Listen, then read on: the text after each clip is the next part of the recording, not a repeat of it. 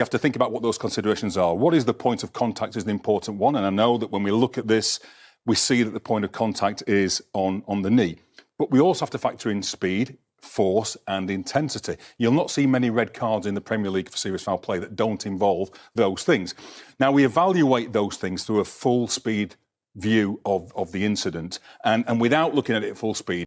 Game seemed to turn on possible penalty for a match, and then Bournemouth get a penalty. What was your view of that? What was your assessment? Should it have been a penalty? My first one is he's definitely got one of them wrong, because he's give one penalty for us for the same thing that he's not give one. There's a two-arm grab. So Mateus one he gives, the second one on Ahmad he doesn't, which is, I think it's almost identical really. If you two hands on someone in the box and they go over and they're in control of the ball, for me it's two penalties, but it'd be interesting to see which one they acknowledge is wrong, whether the one that we got or the one that we didn't get.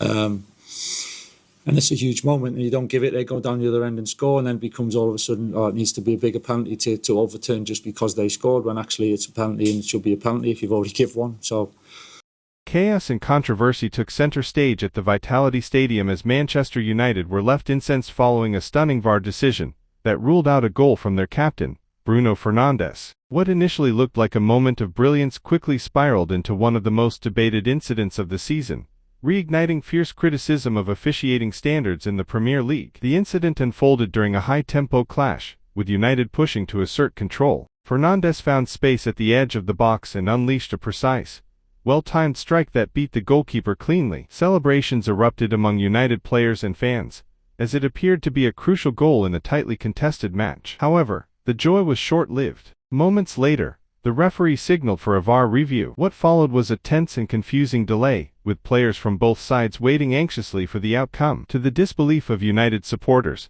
the goal was eventually disallowed. The reasoning, reportedly linked to a marginal infringement, in the build-up left more questions than answers. Replays shown during the broadcast only intensified the controversy. Many angles suggested that the goal should have stood, with no clear or obvious error visible. Pundits and commentators were quick to criticize the decision, arguing that VAR had once again overstepped its purpose. Instead of correcting clear mistakes, it appeared to be interfering in subjective situations, undermining the flow and spirit of the game. Fernandes, visibly frustrated, protested the call, while his teammates struggled to regain focus after the setback. The decision seemed to shift the momentum of the match, with United's rhythm disrupted and their confidence dented. On the sidelines, the coaching staff could only watch in disbelief as a potentially decisive moment was taken away. The fallout extended beyond the pitch. Fans flooded social media with reactions, many accusing officials of inconsistency and bias. The phrase, "Var Robbery," quickly began trending,